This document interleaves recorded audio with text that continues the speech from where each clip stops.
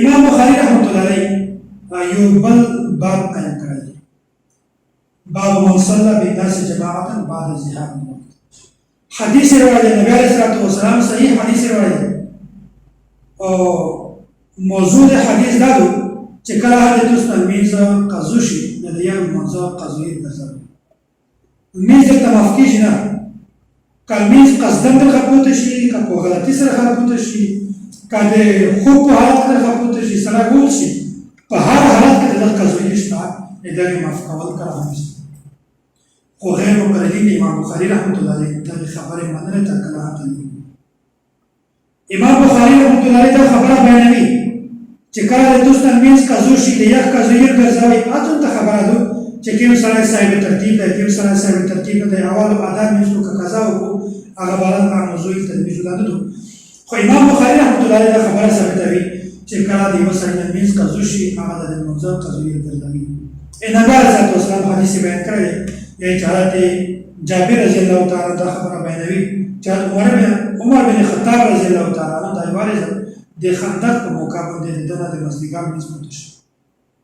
بیا نبی علیہ الصلوۃ والسلام ته دا خبره بیان کړه چې موږ خو د مزدګار میز پوت شو نبی علیہ السلام ته چې د مزدګار میز د میز نه پوت شوی بیا داسې موادی بطحان دا ته لړم بیا د داسینه وکړه وای د مزدګار میز قضوی وکړه بیا د ماشوم نو دا حدیث نه سره چې میز کله د قضو شي د یوه قضوی ضروري حدیث څنګه عن جابر بن عبد الله رضي الله عنه أن عمر بن الخطاب جاء يوم الخندق بعدما غربت الشمس.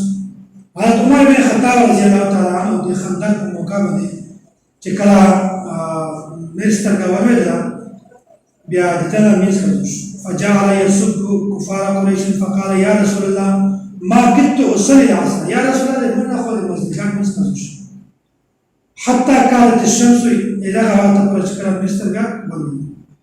فقال النبي صلى الله عليه وسلم والله ما صليتها ماذا فلا كسر المسجد يسود مجد كذا شوية فقمنا إلى بطحانة فتوزع الصلاة وتوزعنا لها فصلى العصر بعد ما غربت الشمس ثم صلى بعد المغرب يأتي مجد وادي بطحان تدور لي يقول تميج أواد المسجد قضية وكلا بيامج المصوم ميز لها نبي عليه الصلاة والسلام دا خبره بيانوي چې د موضوع قضیه شته او امام بخاری رحمۃ اللہ علیہ دا خبره ثابتوي چې د موضوع قضیه شته که وګوي پوت شي بیا هم قضیه شته که قصدن د پریا شو بیا هم قضیه شته په هر حالت کې د قضیه شته او غیر مقلدین دا خبره مننه ته کراهت یو لري د نبی علیہ الصلوۃ والسلام د خبره هم انکار کو او د امام بخاری رحمۃ اللہ علیہ دا موقف انکار غیر مقلدین دا خبره بیانوي مولوی یونس غیر مقلد هغه خبره بیانوي چې کچې سایو سړی قصدن میز پرېږدي او بیا د یوې قضیې وغوړي بیا د داسې قسم د موضوع قضیې دا په حدیث سره ثابته نه بلکې ده ته پکار دی چې هغه توبه او استغفار وکړي بس دا کافي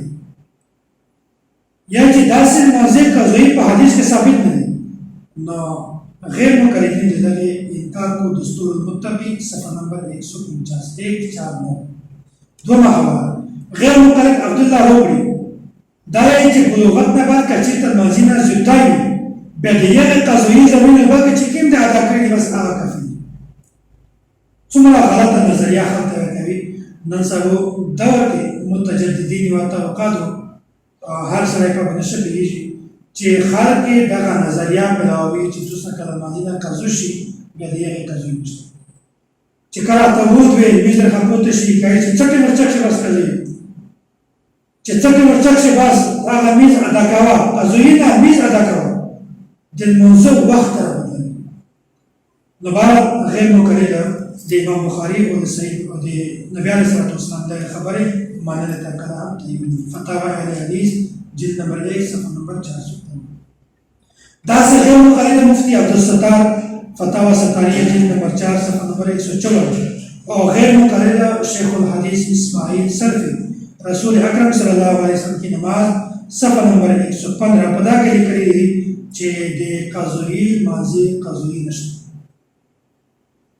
بار خلاصہ دا چې دای داوا کو چې میجا د امام بخاری خبره ده دای داوا کو چې میج د رسول الله صلی الله علیه وسلم خبره ده اطیعوا الله و اطیعوا الرسول. حالانکه که حقیقت باندې غور فکر وکړي دی د نبی علیه الصلاة والسلام د خبره انکار، دی د امام بخاری رحمت الله علیه د خبره انکار. امام بخاری رحمت الله علیه احادیث روایت دی چې که په ښځه باندې لوڅ ولګوي بیا په باندې د اوداس نه ماتېږي. میز نبی علیه الصلاة والسلام دا خبره هم مني، د امام بخاری رحمت الله علیه دا خبره هم مني.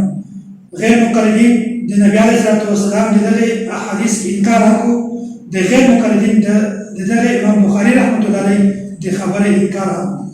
امام بخاری رحمت الله علیه دا حدیث روایت دی چې کله غرمت تیز وي د ګرمۍ موسم وي بیا تاسو د ماسپښین وي دا رښتینې وخت کوئ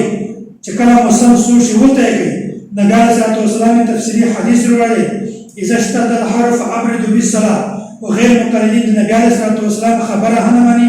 امام بخاری رحمت الله علیه خبره هم مني، میز د نبی علیه الصلاة والسلام خبره هم مني او د امام بخاری رحمت الله علیه خبره هم مني. امام بخاری رحمت الله علیه درام حدیث روایت دی یا چې نبی علیه الصلاة والسلام حدیث دی چې کله تاسو د منځ قضا شي بیا د یوې قضایي کوي. امام بخاری رحمت الله علیه د لمونځه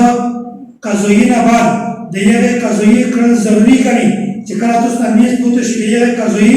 ضروري ده. او نبی علیه الصلاة والسلام حدیث هم موجود دی، امام بخاری په خپل کتاب کې روایت دی چې کله د چا د منځ قضا شي د یوې قضایي هم ضروري ده. میز نبی علیه الصلاة والسلام خبره هم مني، د امام بخاری رحمت الله علیه خبره هم مني. غیر مقلدین د نبی علیه الصلاة والسلام د خبره هم انکار کوي او د امام بخاری رحمت الله علیه خبره هم